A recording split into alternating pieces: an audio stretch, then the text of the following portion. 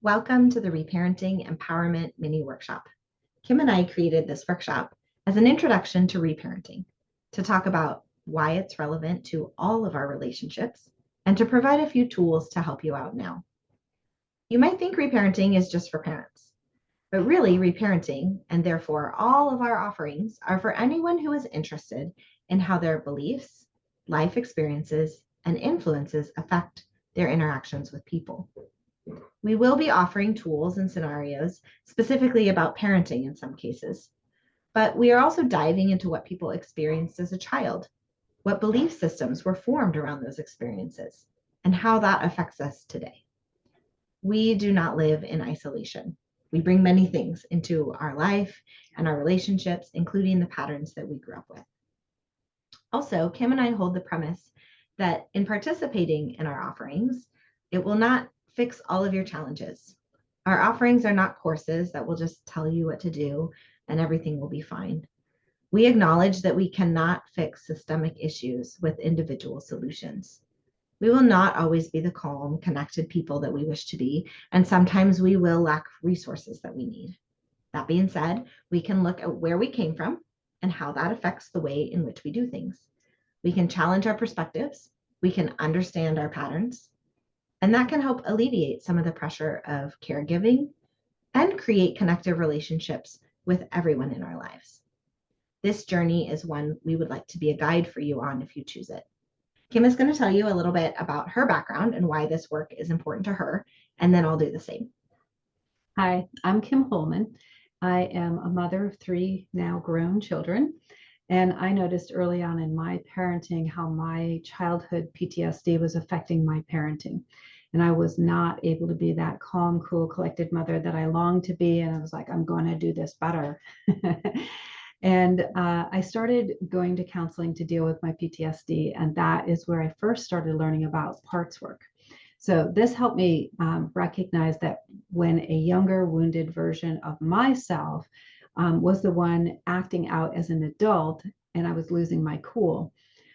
So then I learned more about doing parts work with clients during coaching, my coaching certification that I took. And that's when I learned how to turn my pain into wisdom, my pain from childhood. So as I did the work, I recognized how much of my life changed and how calm and cool and collected I became as a parent and a human, just in general. Like all my relationships changed because of it. So I stopped reacting to everything, literally everything, and was able to be more present with everyone I came in contact with. Even my adult children were noticing the changes in me, and this led me to wanting to share this work with other people like you to support your parenting or reparenting journey. So a lot of people that are doing this reparenting with us are adults that their kids are grown, and now they have time to look at what's happening within them. And I'm noticing, so there's a generation difference between Meg and I, and she has the little ones at home that she'll talk about, and all mine are grown, right? So that generational difference really gives us, she's doing what I wanted to do. She's actually living a balanced life, and I had to wait till I was done parenting to do this. So when Meg and I were talking about parenting and reparenting, and one of my students in another class said, oh my gosh, can you do a class on parenting? And I told Meg that, and she's like, oh, I would love to do that with you. And so then it morphed into reparenting, and then you can't do parenting without reparenting. And then exactly, it was relevant for everyone. It was. And so here we are. So yes. So we are really loving sharing this with all age groups, generations, wherever you're at. I wish that I knew what I knew now while I was parenting. And I wish I'd made time to know this information, but I think it's an evolutionary thing. My baby's 24 years old. So I had 3 babies in 3 years. I don't recommend that on a physical level or a mental, emotional level. And they're all grown, and I'm a new grandma as of 9 months as of this recording. So I'm super excited. And I have a couple stepkids, and I absolutely adore every one of them and really enjoy getting to know them on all these different levels. So thank you. And just to speak to that part about I wish I had, right? And it's all about the journey, right? We're all just doing the best we can with what we know, with what we have in that moment. Yeah. And so, Kim and I, it's really important that we bring compassion into our work. And so you'll hear us talk about that a lot. Yeah. And I really don't have any regrets because my adult children now get to see who I am now and as a grandparent, I'm way calmer. And then now I have skills to teach them. So it's been received well, the changes that I'm making. So I really don't have many regrets at all. So a little bit about me. So for as long as I can remember, I've had a passion for helping people reflect and grow into their favorite versions of themselves. I have experience with all ages in determining life paths, deconstructing difficult situations, and moving people in positive, productive directions. I've taught and or guided preschoolers, elementary school students, teenagers, and adults in various capacities. I also have two children. They're in elementary school, and I have done extensive self-research through books and workshops on neuroscience, human motivation, child development, and trauma, among other topics. I really just have a passion for human development. So I'm excited to dive into the connections between reparenting ourselves and our interactions with others in our life. So, yeah. So let's do a quick grounding exercise before we start so we can wherever you've come from and watching this recording, we can just be present before we dive into the content. So this is our first tool that we're offering, and you can use this tool anytime. Even if you're driving, you can just keep yourself grounded, bring yourself back to center. Okay. So I like keeping eyes open while we do this because if you are driving and you're almost getting a car accident, for example, or the kids are screaming in the thing or something happened on the road, you can ground with your eyes open and still pay attention. So thank goodness for our unconscious minds that can do that for us. So find something that you can stare at, right? And if you're standing in a group of people, you might need this too. So just find a spot somewhere in your room that you can stare at, or the edge of this computer screen or something. And breathe, taking a breath. So let's start by wiggling your toes, feeling your feet. You might notice that in that moment, you just kind of grounded just by noticing your toes. Notice your calves, maybe squeeze them, relax them, quads, squeeze and relax. And we're just noticing. We don't need to change anything. It's all perfect the way it is. Maybe tighten your glutes and then release them. Wiggle your back around a little, shoulders. Notice what feels comfortable or uncomfortable. Everything's perfect.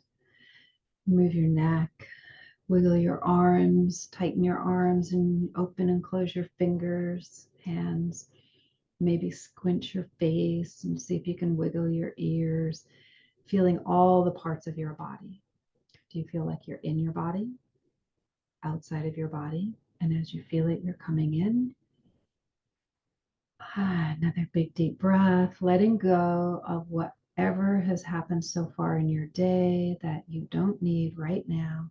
You can always pick it up on when you're done with this recording, listening. Great. And then in your room, look at something colorful, come back into your room and just be present.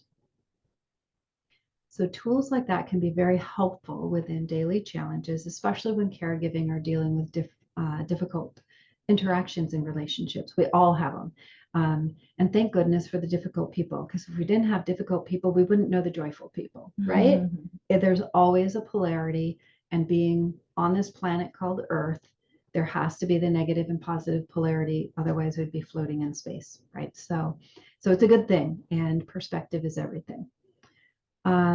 Okay, so reparenting can mean different things to different people. So what does reparenting mean to you? So at the top of your first page, you'll find a space to write this out. So you can pause the video now to write out your answer. And once you're done, resume the recording. And this is just a little intro piece to kind of take stock of how you've interacted with this word or this idea concept before. And so just there's no right answer. Just write out what you think it means, or if you've heard it before, if you do know what it means, and we'll jump right back into talking about it once you resume the recording. Welcome back. So generally speaking, reparenting means identifying and then giving yourself the things that you did not receive as a child. So you can use the notes section to write down any pieces of this that you want to remember.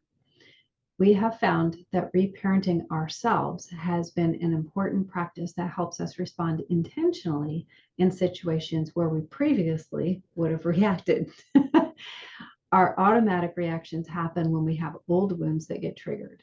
Everybody has this, no human escapes it, right? So don't be beating yourself up. Everybody has this. Our relationships will unintentionally highlight the wounds and absences that we had as children. As intentional people, we aim to respond instead of reacting from our old wounds. Agency, and by that we mean sovereignty or power, and choice is important to have in our day-to-day life. Reparenting is what allows us to consciously choose our interactions, have boundaries, and to build connections. Yeah, for sure. So life can often bring up some of our deepest wounds, and we believe, Kim and I believe, that our starting from the lens of reparenting when we look at these things is unique because it addresses the root of the issues within us, instead of just the symptoms that come up because of that. In relation specifically to children, the tools we recommend don't seek to change children, but rather take their nature, their development, and their needs into account, while also looking at our own patterns and how they affect our interaction with people and children. So mainstream parenting techniques and schooling often focus on behavior modification using rewards and punishments, consequences, logic, etc. Even when trying to change our own behaviors as adults. You probably recognize a lot of those systems even in our workplaces and things like that. But we believe that our experiences, our brain wiring, our biological responses, our influences, and our environment all play a part in how we live our life. So oftentimes when we can see all the layers of a situation, for example, our response, the person's response or intention, how the environment interacted with the situation, and how child development plays a role, even as adults, then we can create a space to respond differently and not use those mainstream behavioral modifications that really just try and treat the symptom. We're not going to be perfect every time, but we can practice and we can do our best. Yes, absolutely. All right, on page 1 of your handout, the PDF download, it should be fillable. Identify challenges, personal. That's the title of that comes with all relationships. So on your handout, you'll find a list of things that can surface while interacting with children and some things that may inform your relationships in general. So go ahead and check the ones that feel true for you. There are blank lines to add any of your own that we don't cover. So I'm going to read through this list right now, and then you can pause the recordings to mark your list. Once you have marked the ones that resonate with you, there's a space for you to choose 1 or 2 of these topics and write about how that makes you feel or how it shows up for you in your life. So when you have finished reflecting on your list, you can resume the recording. So let's look at the list. So parental guilt. So check that if you have that. Lack of tools. Like, I don't want to do it this way, but I don't know what else to do, right? That's what got me into counseling, so that I could figure out what to do because my childhood was so traumatic. Lack of support or community. Maybe that's something you're lacking or deal with. Making sense of my childhood, the anger or sadness or grief, what you didn't get. And there's a blank you can fill in for yourself. Societal expectations of yourself. Do you feel that societal expectations as a parent or just as a human, children, or fill in the blank? Influences, judgments from others. I don't know any human that does not feel this. And all parents, I'm just going to say this, we all do the best that we can. Our parents did the best they could with what they knew to do, but they project that judgment onto the children. So it's a human thing. So relax. Breaking out of old parenting patterns. How do I not, for example, yell at my kids, fill in the blank with whatever else? Or my partner. Yes, or partner. What to do when I yell, for example, at my kids. So where are you having issues with that? So I don't have enough time to do everything. So some of us have perfectionist qualities, and maybe we feel we don't have enough time. Internal beliefs. I'm not good enough. I'm not capable. I don't belong. I'm not perfect. I'm looking at my list over here. I'm insignificant. I'm not worthy. Like, what do you feel there about internal beliefs? Time, space, connection with self. Are you in actively parenting and you can't hold on to yourself while parenting? And remember that you're more than just a parent, right? Do you need more time, space, and connection with yourself? Okay, go ahead and pause the video, fill that out, and do your reflection exercise, and then we'll see you when you get back. So these challenges are actually really important things to pay attention to as we're in relationship with others. They affect us very deeply, and they can be a place to start when we're feeling like we need help. You can go back to this list and be like, are any of these things going on? We don't have time to look at each of these today, but we do dive deep into a lot of these challenges in our other offerings. Any of these overarching obstacles, any one of these things can be overwhelming, isolating, exhausting, or triggering. And so don't feel bad if you're looking at your list and you're like, I have all of these, and this is why I'm constantly feeling overwhelmed. That's natural. That's normal. There's nothing wrong with you.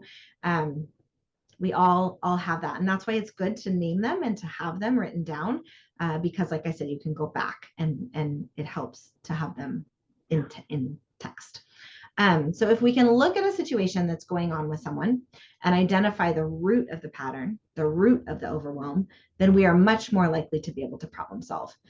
We can determine for ourselves if our programmed belief systems are even ones we want to keep, if the tools that we have for parenting or for ourselves are in alignment with our beliefs. We might need outside resources to do this, a friend to listen, a support system to provide a break, or a therapist to help us untangle the really complex stuff. But if we're aware that many of our challenges are based in our feelings about expectations and behavior, then we have a place to begin. Yeah. So we're going to identify some of these challenging situations that we run into with children.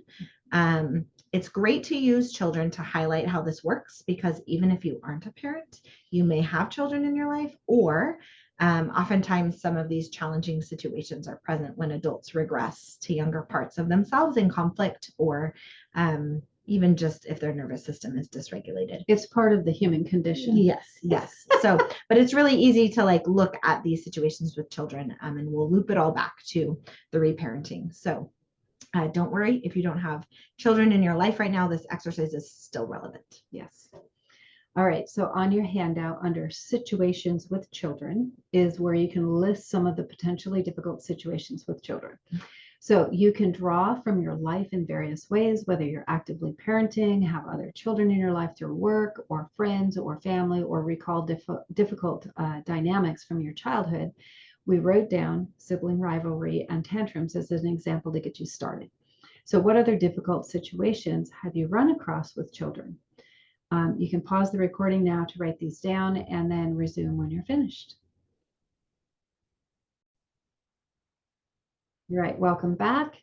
In addition to examples on your handout, you might also have come up with refusal to listen, throwing, hitting, biting, lying, sneaking out of the house, depending on the age, and stealing, among other things. So many difficult situations, especially with children, are rooted in our needs or perceived needs not being fulfilled, not the behavior of the person or the child, like we're led to believe in mainstream parenting. Of course, there's exceptions to this, and sometimes it's a safety issue, and that's different.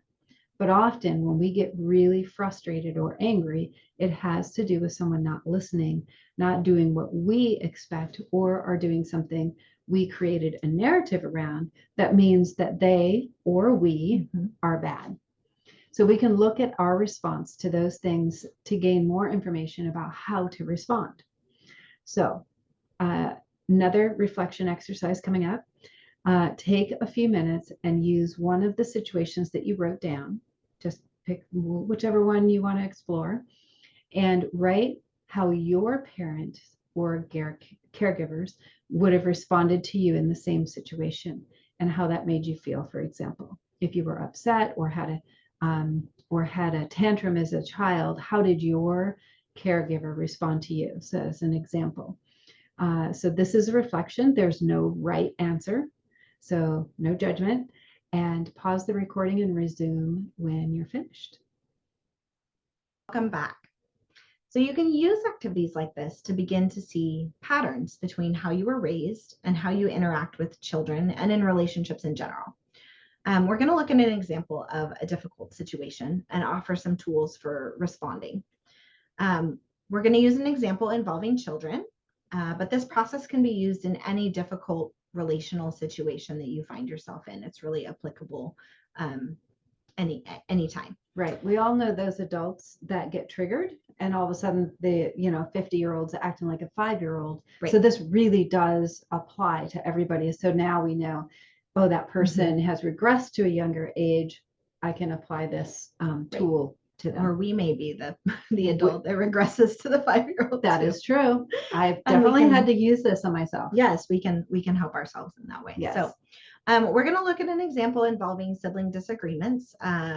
This is one that personally is very difficult for me. Fighting and bickering is very triggering. And really any situation can have many variables, including the actual situation, what's going on, the caregiver's experiences, the capacity of the children or the other person, and the capacity of the caregiver, or the capacity of yourself, really. So we're going to set one up. We're going to use something that happened at my house a couple of years ago. Keep in mind, again, that this is a parent example. So you can apply this in different ways. But and if you're a teacher, you work with children in the classroom, it's also applicable. So my son was 5 at the time. He was playing with Magna-Tiles before dinner. He had created something and then accidentally broken it, and he hadn't had a chance to recreate it before dinner time. But none of us knew this. He just came to dinner. My daughter was 8 at the time, and she ate dinner, asked to be excused, went to the living room, started playing with the Magna-Tiles unknowingly that he had been using. So when my son came back and saw her using the ones that he had been using, he had a meltdown, a big, huge old meltdown. So enter adults. My 8-year-old was using her big voice, which sounded like yelling, to try and be heard over his crying. And she was trying to ask him which ones he had been using, but his brain was short-circuited and he couldn't listen to her. So you can imagine chaos. It's loud, lots of noise and things going on. So the first thing to do in a situation like this is to check in. And people think that I mean check in with the situation or check in with the children, but I mean check in with yourself.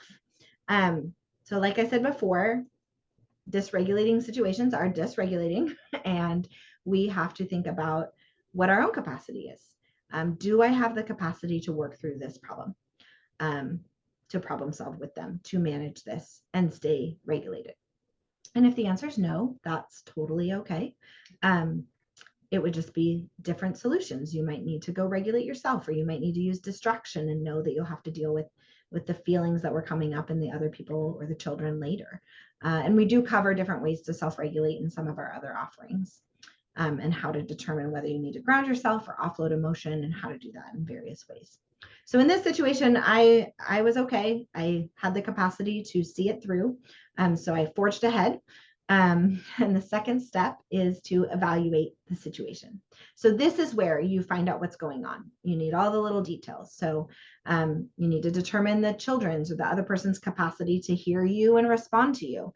You need to find out what the details of the situation were. So in this case, my son was exhausted. He had no capacity to communicate and was very inflexible.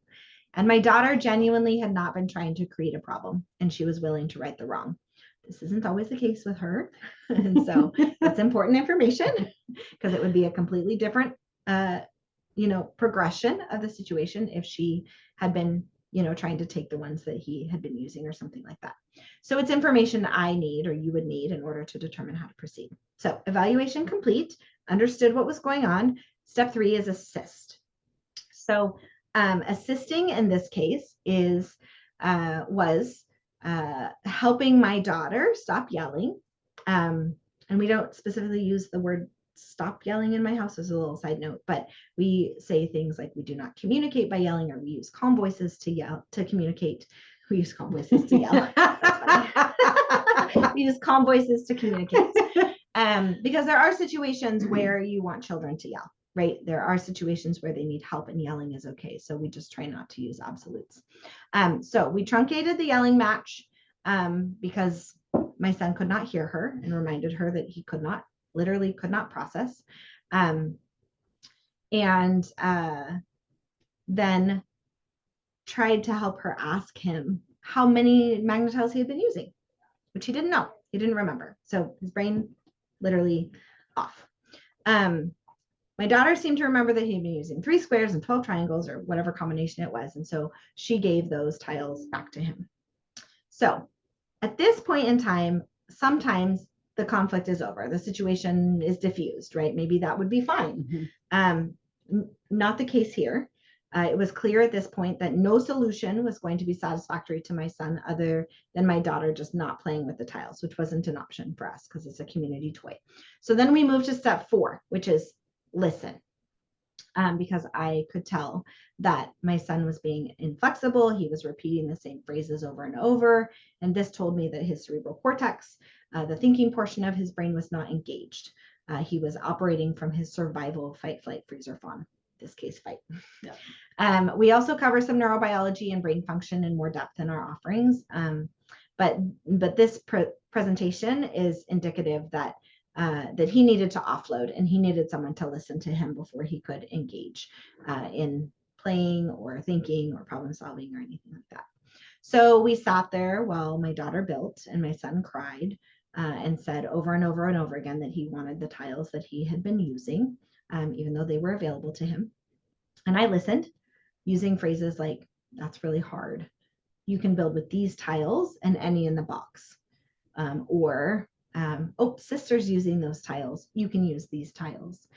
So just directing him, holding the limit, listening to his feelings, knowing that he wasn't really taking in any of that information, but my calm words and my presence were helping him be able to have his feelings and get those out, and grounding him. So we did that for, I think it took 15 or 20 minutes.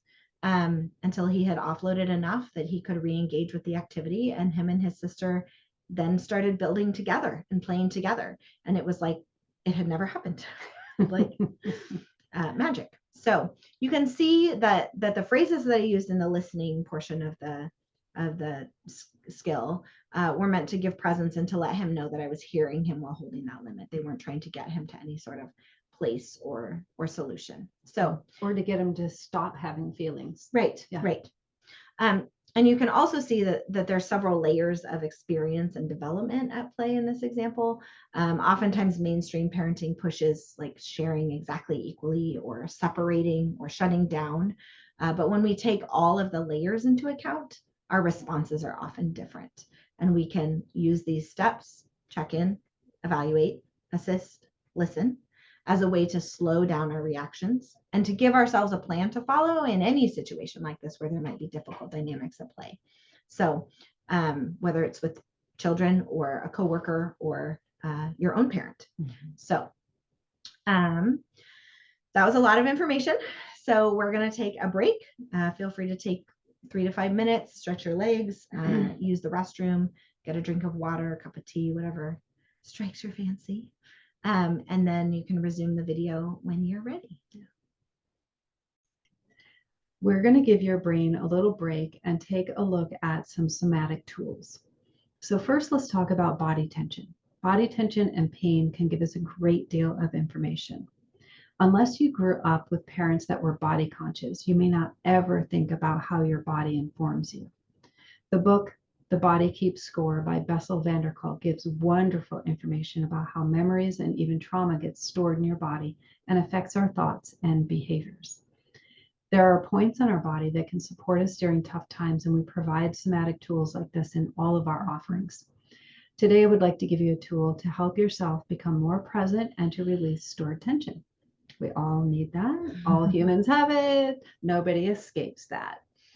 All right, so this exercise, so remember the grounding tool in the beginning of this mini workshop? I had you wiggle your toes and up to your head and just notice your body. So this one is we're gonna do this at the same time. So you're going to lightly put a hand over your belly button and a finger on your upper lip at the same time.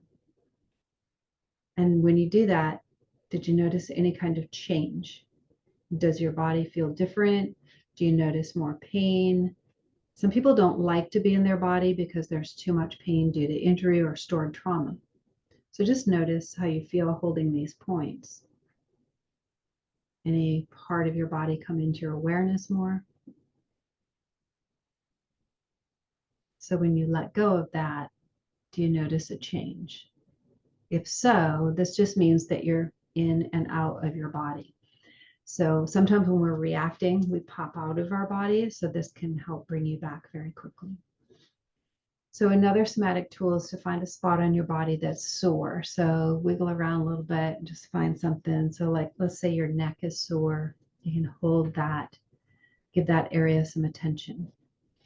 So put a hand on that area that you're noticing. Notice how that feels. Does it feel better just acknowledging it? Are you aware of this tension or pain in your body like all the time? Notice if this body pain or tension affects your capacity to respond. So sometimes we just have to acknowledge it to ourselves. It's like, man, my neck hurts. And then getting possibly some help. Mm-hmm. So when people are acting out, they may be experiencing body pain. So I'm going to give you an example of a preschooler.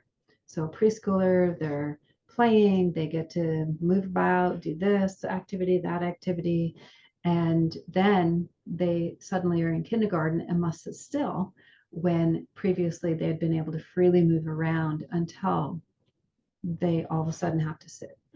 So when they get to move around, this allows them to regulate their own body needs. Mm-hmm. So when we are allowed to freely move however we want, we're able to move in ways to assist our body with discomfort and even as simple as gas or a cramp or something. And nowadays, so many people are working from home and they have to stand up, sit down desks, so you can change your position. So noticing how our body feels, what it needs, whether we have capacity to respond in any moment is a tool we can use to know our own capacity and what we need for regulation. So that's part of the check-in piece that you were talking about. Yep. So water. One other thing that is so simple that we forget about is drinking water. Drinking water is the cheapest and most powerful medicine ever. I call it medicine. And it's just amazing that when our bodies are well hydrated, they can function and our general pain level is greatly decreased. So are you drinking enough water? Is your child drinking enough water? So I've been a massage therapist for 31 years. And one of the biggest keys and things that I share with my clients is like, you need more water. If you have muscles that are next to each other, and when you take an action, they're supposed to glide. If there's no hydration between, they're sticky, and that is painful. I think of a well-hydrated body as freely moving and easy, and someone who's chronically dehydrated is like beef jerky. It's like those muscles just cannot move, and it's just painful. So these things can feel like just one more thing to think about, one more thing during the day to pay attention to. But sometimes we have to start with our bodies, our bodily needs to get to the emotional ones. And as caregivers, we're conditioned to put our needs aside. So this is your permission to pause what you're doing, to take care of yourself. Please put your air mask on first. So boundaries and wellness and asking for help are all things we cover in our other offerings. We don't want to discount the challenges in your life, but rather offer various ways to ease the load. This can easily be something that is causing you or your child to react in certain ways. Also, it is okay to seek outside help. So sometimes we need the help of a professional to help us learn how to take care of our bodies. And sometimes we need their expertise. If you have sustained an injury and suddenly you can't do an activity you were planning on doing, it emotionally affects us. Not agree there. And when we have big feelings about it, we often don't know how to acknowledge that, let alone deal with it. So when your child all of a sudden gets injured or their body hurts in a way that they don't get to go do something, they're going to have feelings about that. We all do. Thank you, Kim. Yeah. So let's go back to the SEAL process that I went over from earlier. So the check-in, evaluate, assist, and listen process. And I'd like to break it down a little bit more and go a little bit more in depth. So some of the key elements to take into account in a difficult situation are, like we've been talking about, our own experience and capacity. We talk extensively in our offerings about noticing our own patterns, breaking down our belief systems, our expectations, and the influences or messages that we have internalized and how they affect our parenting and our relationships, as well as some basic information we also give in our offerings about trauma, our instinctual, neurological, and biological responses when we feel triggered. So in the example I gave about the magnetiles, a caregiver could have had several different responses depending on their own experiences. So maybe they fought with their siblings as a child and no one helped them through it. So it's difficult to witness. That could definitely affect capacity. Maybe there was yelling in their household and it wasn't emotionally safe. So when children yell, they get triggered and yell back because they go into the fight, flight, fleet, freeze, fawn. Fight, flight, freeze, or fawn. When we start to know these things about ourselves, then we can anticipate our own needs and then show up for the children and the people in our lives more intentionally.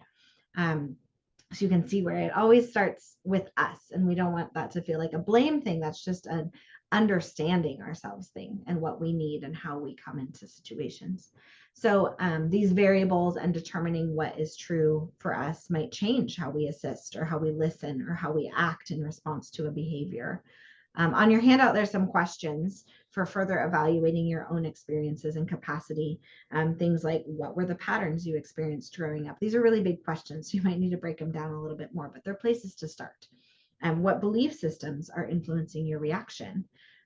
What influences or messaging is influencing your reaction? Another thing to take into account in a difficult situation is child development, whether you have children or not, whether you're dealing with a child or not.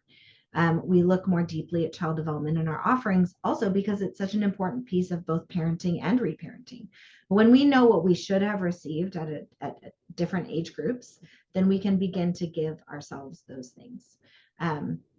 So like we should have had a chance to develop autonomy between ages 2 and 3.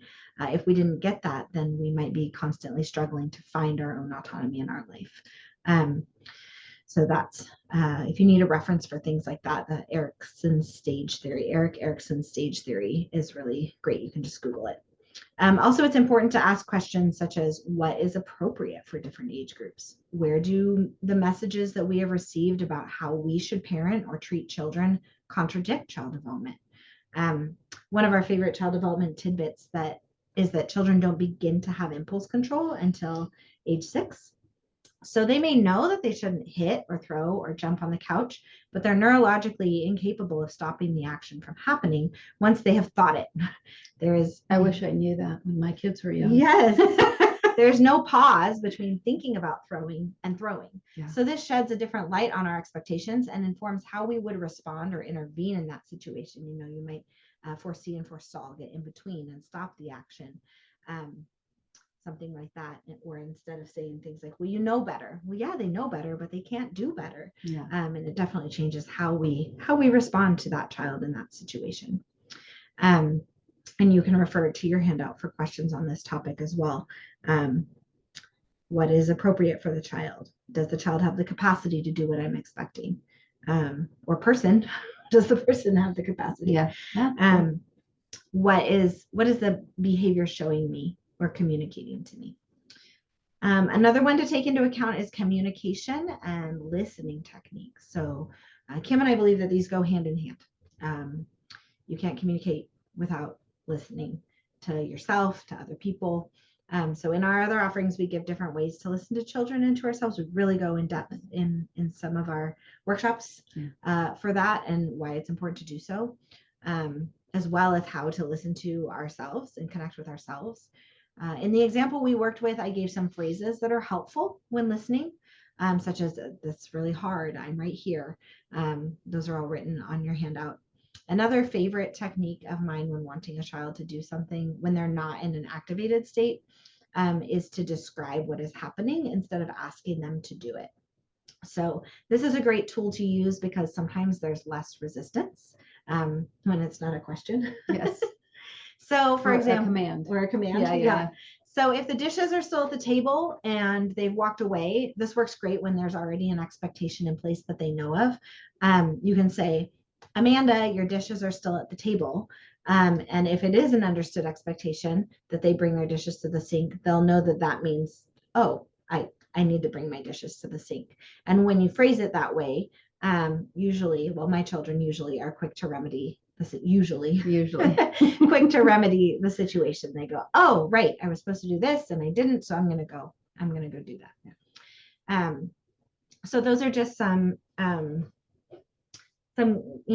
other points that relate to that SEAL process that we gave. And there's also some listening and communication questions on your handout as well. Like, do I need to utilize a different communication technique? Which is a good question to ask ourselves no matter who we're communicating with. Yeah. If there's difficulty there. Yeah, and there's different learning styles too. Yes, absolutely.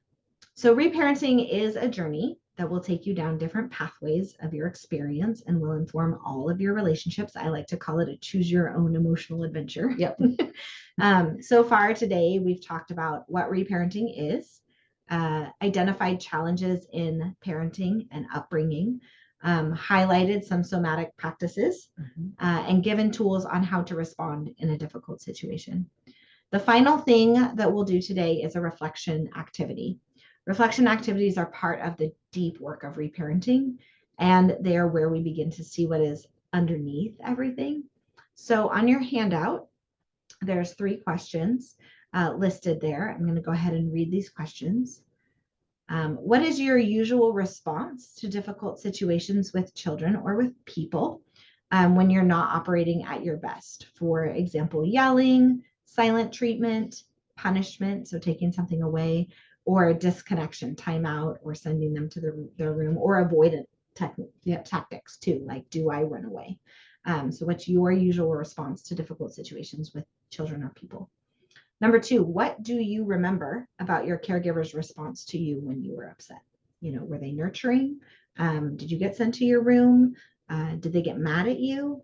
Do you feel like you had a chance to emote in your home growing up? What was that like for you? And number 3, if your caregiver's response was not based in connection, what sort of response would you have wanted instead? So what would that have looked like if you had received the tending that you would have liked to receive? So you can go ahead and answer these questions and then resume the recording when you've completed this reflection activity, and we'll wrap up. Welcome back. So one of the big questions to ask ourselves in relation to some of those questions that you just reflected on is, are you able to offer yourself the response that you would have liked as a child? And that's why we asked that last question. How would you have wanted your caregiver to respond to you? And then are you able to offer that to yourself? Because once we're able to offer compassion and grace to ourselves, it's much more accessible to other people. And it's okay if the answer to that question is no, or not yet, or not every time. I'm certainly in the not every time camp. But once we are able to offer that grace and understanding that we desired as a child, then it's easier to access to others in your life.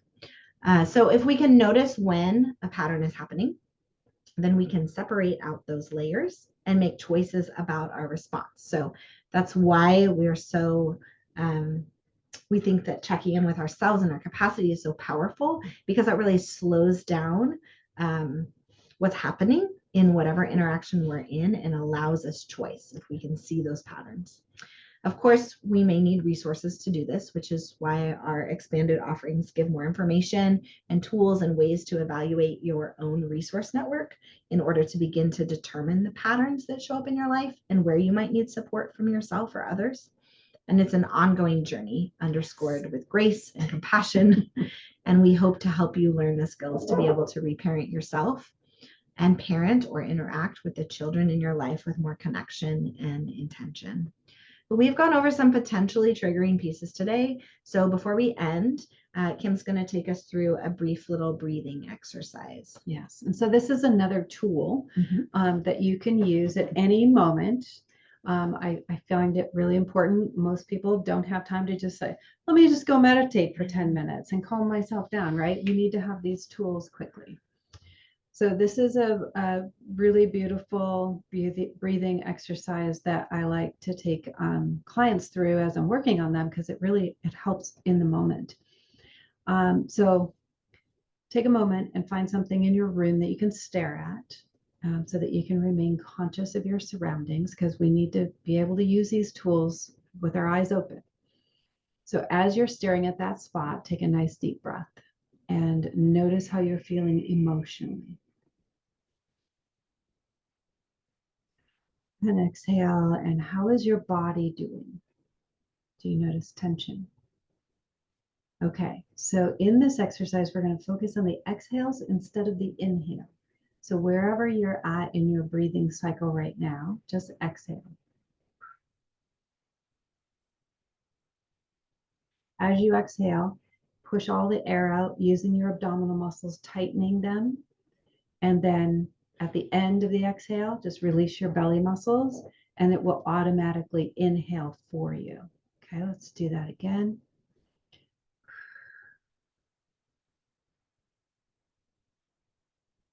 Push, hold the tummy tight, and then release the tummy, and then the air just automatically comes in. So we're going to do this a couple more times. This time, I'm going to talk through it while you breathe, okay? So exhale, and as you exhale all the air out of your lungs, take this opportunity to send out all that doesn't serve you at this time in your life. Beliefs, judgments, decisions from yourself, others, or the world. Send it out to the universe, or place it in a receptacle, or send it down to Mother Earth, or any other way you want to visualize releasing it. And once all that air is out of your lungs, using your belly muscles to push the air out, hold that breath for just a second if you can. And you might sense that your energy aligns suddenly. And then release that belly muscle and allow your body to breathe in the air on its own, and then take a normal breath. So let's do 2 more.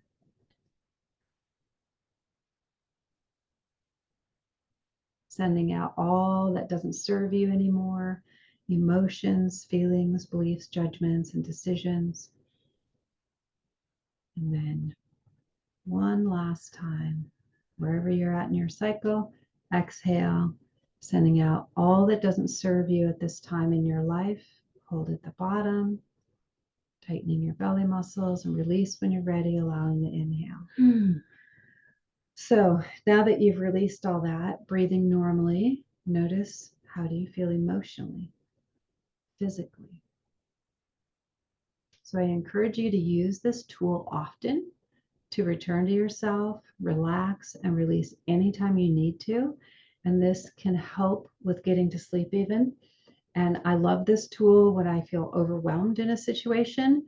And I'm like, I'm going to breathe before I respond. It's a great tool. Thank you, Kim. We hope that this mini workshop was helpful and informative. Feel free to reach out to us if you have any questions about the workshop or our offerings. You can find information on all of our upcoming offerings at kimholman.com under the current courses dropdown and then the reparenting tab.